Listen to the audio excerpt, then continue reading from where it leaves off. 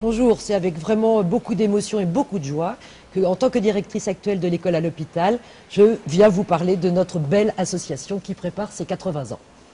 En effet, on a été créé en 1929 par une très grande dame, Marie-Louise Imbert.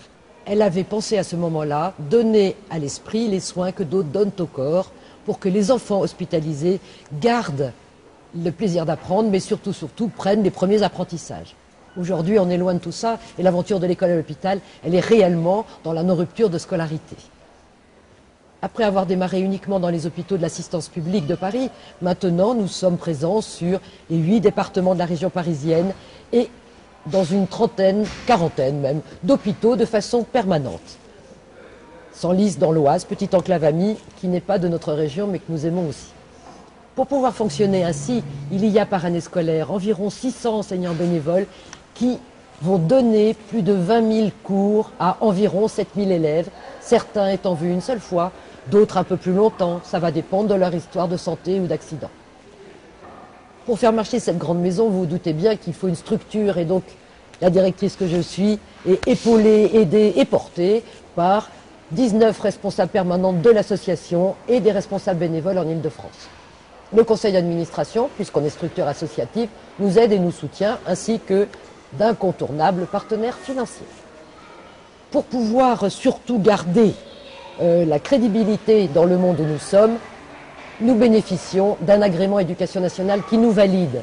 Et le travail fait avec nos élèves est totalement pris en compte. Nous pouvons organiser réellement le bac dans un hôpital, des brevets des collèges, nous pouvons faire passer des examens de BTS. Cette dimension-là est très importante. Ce n'est pas une fausse scolarité, c'est une vraie école qui continue.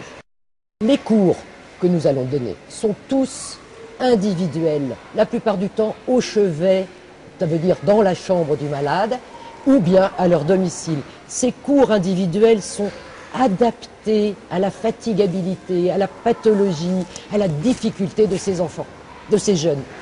J'ai peut-être pas dit encore, et c'est important, nous accompagnons des jeunes de 5 ans jusqu'à 25 ans, donc tous les projets qu'ils ont de non-rupture de scolarité peuvent être pris en compte. La grande force finalement de l'école à l'hôpital, c'est aussi, créée par Marie-Louise Imbert, que ce n'est pas parce qu'un jeune est malade qu'il est un de nos élèves. Il ne devient pour nous un élève que s'il nous est confié par une équipe médicale hospitalière. Dans ce cas-là, la scolarité fait partie du soin. Et on rentre aussi à l'écoute du projet individualisé de chaque jeune et de son envie de rester apprenant. L'école à l'hôpital, elle permet, avec ce double nom, de parler de la scolarité dans le monde de la santé et de parler de la santé dans le monde de l'éducation.